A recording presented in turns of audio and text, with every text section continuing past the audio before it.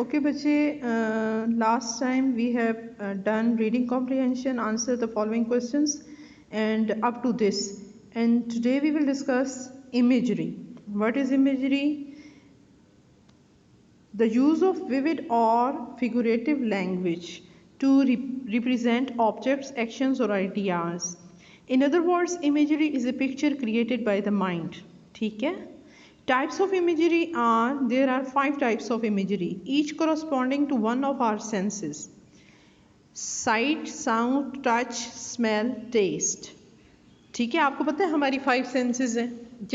जब भी कोई राइटर, पोएट, पोइटेस ऐसी इमेजेस को यूज़ करे जिससे आपकी कोई भी सेंस इन्वॉल्व हो जाए.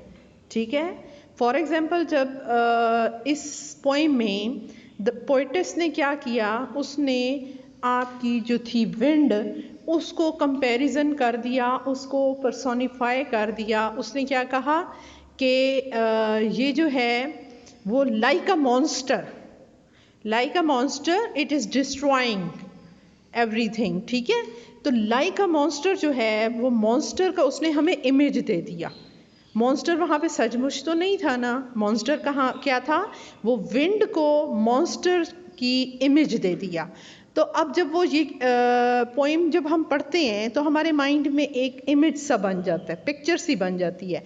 क्या पिक्चर बन जाती है कि एक मॉन्स्टर है और वो उसने एक रेक सा उठाया हुआ है. रेक बेटा एक टूल होता है, खसूसन ये जो हमारा भूसा वगैरह नहीं होता, जो लोग कई लोगों ने देखा हुआ होगा, भूसा होता है और उसको एक रेक के साथ उछाला जा रहा होता है. उसके 3 आगे से डंडे से होते हैं. आप इस तरह कह सकते हैं कि जैसे हमारा फोर्क नहीं होता, कांटा होता है, उसकी शेप ऐसे ही होती है. ठीक है, रेक की. तो वो उसके 3 मुंह होते हैं, यानी कि 3 डंडे से होते हैं. रेक की शेप होती है, वो भूसे को उछालने के लिए किया जाता है. ठीक है, यूज़ किया जाता है. तो वो जब कह रहे हैं कि वो एक मॉन्स्टर है, the wind is like a monster, it is racking all the human work. ठीक है, तो हमारे माइंड में एक इमेज तो आ जाता है ना.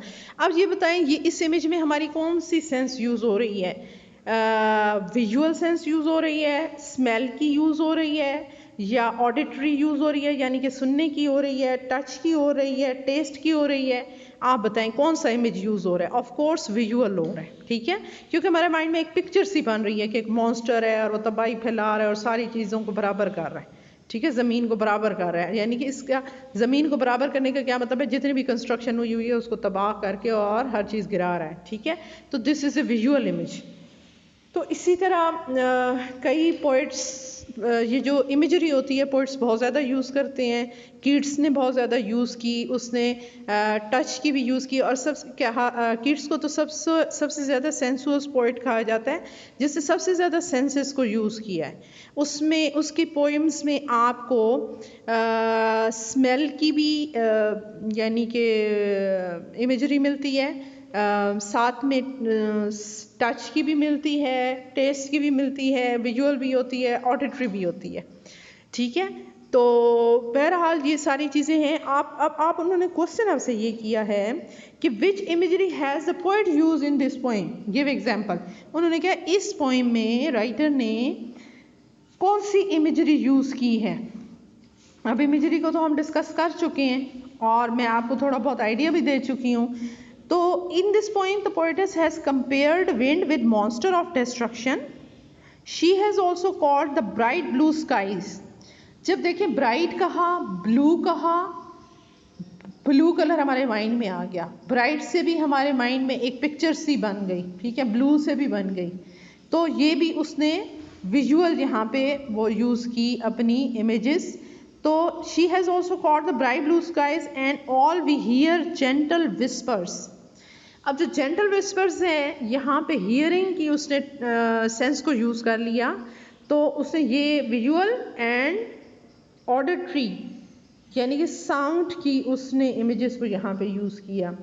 She has use this imagery beautifully to describe her views about the ultimate truth. ठीक है, तो दिस इज़ द आंसर. अच्छा जी बेटा, यहाँ पे नेक्स्ट क्वेश्चन है kinds of pronouns. Identify demonstrative, reflexive and interrogative. pronouns in the following sentences. I am sending you the list of demonstrative pronouns, reflexive pronouns and interrogative pronouns. ठीक है, आप जब वो लिस्ट पढ़ लेंगे तो आपको ज़्यादा आसानी से समझ आएगी कि ये किस किस्म के प्रोनाउंस हैं. ठीक है, अब मैंने जो लिस्ट भेजी है उसमें मैंने आपको बताया है कि जो दिस, दैट, दीज, दोज, ये हैं आपके डेमोन्स्ट्रेटिव प्रोनाउंस.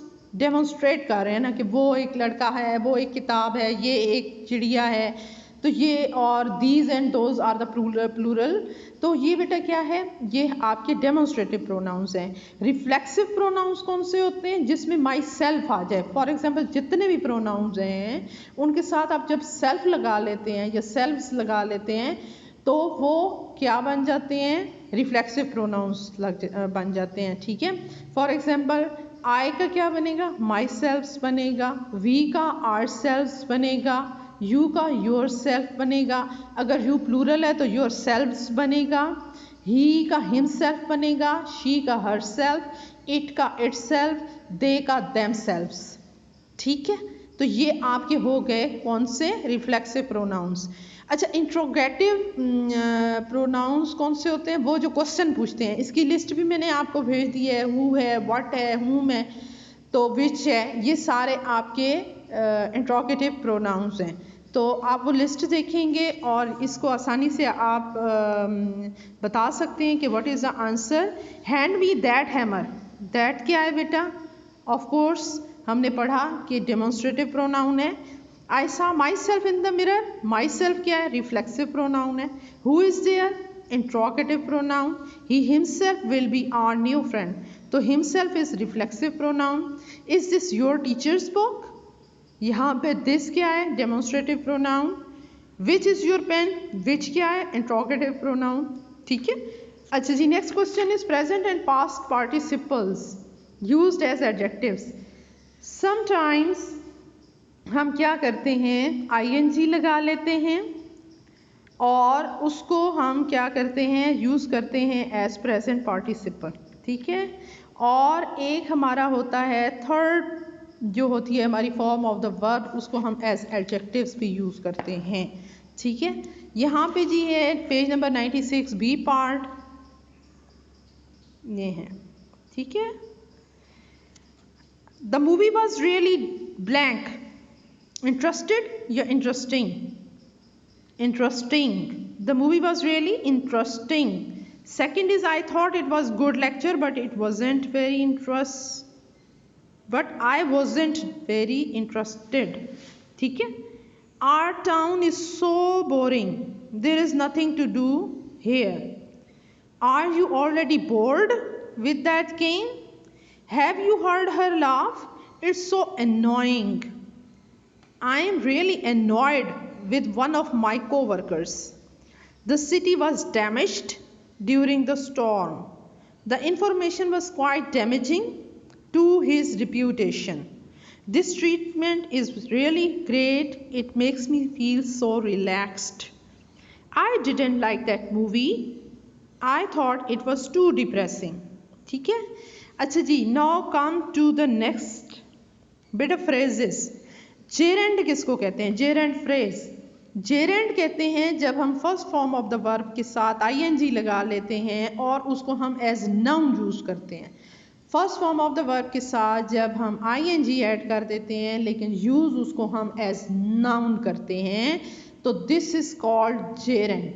ठीक है, तो जेरेंड फ्रेज वो फ्रेज होगी जिसमें आप देखेंगे कि वो स्टार्ट हो रही होगी first form of the verb with ING के साथ. जब वो स्टार्ट होगी that would be called gerund phrase. ठीक है, यहाँ पे example is there.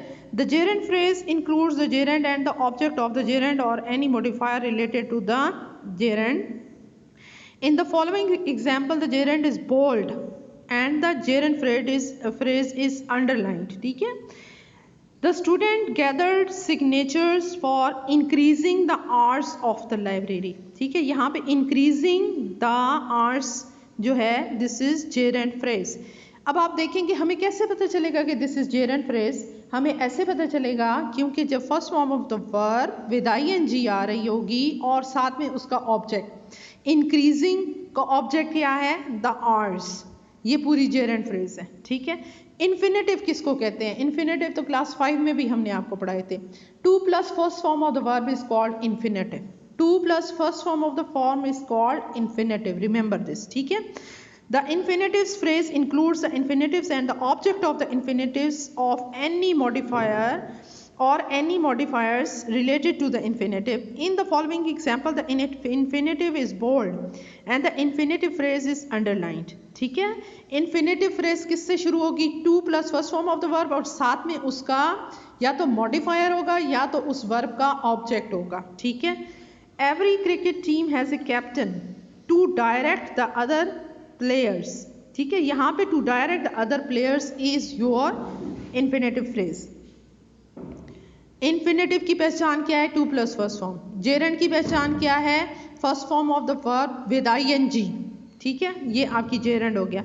prepositional phrase, this is very easy, that starts with any preposition and with the object। आपको पता है ना, हर preposition को object की ज़रूरत होती है, तो जहाँ पे इसका preposition अपने ऑब्जेक्ट के साथ मिलके प्रेपोजिशन फ्रेज बनाता है, प्रेपोजिशन अपने ऑब्जेक्ट के साथ मिलके प्रेपोजिशन फ्रेज बनाता है, इस बात को आपने माइंड में रखना है, ठीक है।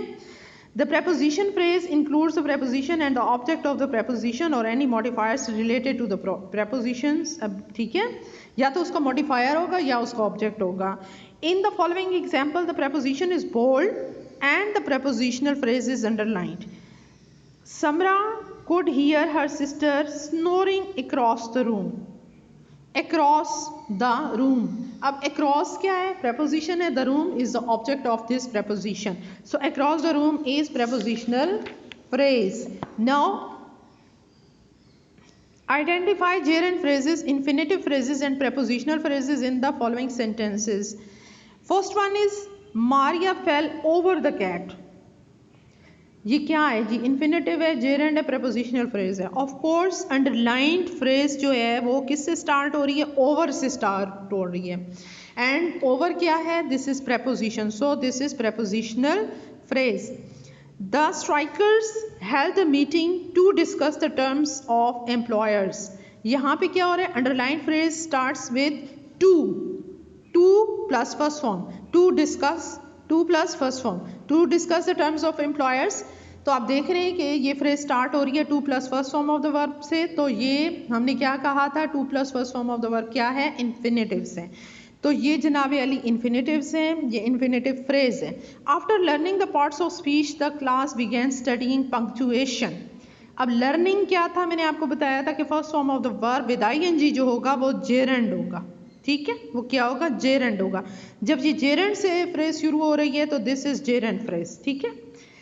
Will someone be here soon to open the door. अब आप again you can see this phrase starts with to open the door, this is starting with to open, 2 plus first form of the verb is infinitive, ठीक है, तो ये क्या है, infinitive है, तो this is infinitive phrase. Talha visited Turkey while studying the history of Turkish art। Of से ये फ्रेज शुरू हो रही है, तो ये prepositional phrase है। Before putting too much effort into the project, you should get some guidance from your boss। Putting too much effort, this ये फ्रेज जो किससे शुरू हो रही है, putting से शुरू हो रही है, putting is first form plus ing, so gerund, this is gerund phrase, ठीक है। Does the captain want us to lower the sails before we enter the harbor? To lower the sails, again infinitive आया हुआ है, to plus first form आई हुई है, तो infinitive phrase है, ठीक है। That's all for today। बेटा ये जो है MCQs वगैरह ये आप बुक पे ही सॉल्व कर लिया करें, इसको यहीं पे ही फिल इन द ब्लैंक्स को भी बुक पे ही सॉल्व कर लिया करें। ये आपके जो काइंड्स ऑफ प्रोनाउंस हैं ये भी बुक पे ही सॉल्व कर लें और इसको याद कर लें। लेकिन जो क्वेश्चन आंसर्स हैं बेटा इसको काइंडली आप अपनी कॉपी पे लिखा करें, साथ में जो समरी होती है उसको भी याद करके लिखा करें। देख के लिखने का तो कोई फ़ायदा ही नहीं है ना, याद करके लिखा करें और साथ में उसको चेक भी खुद किया करें कि क्या मैंने ठीक लिखी है या नहीं लिखी, ठीक है। Okay, good luck to you.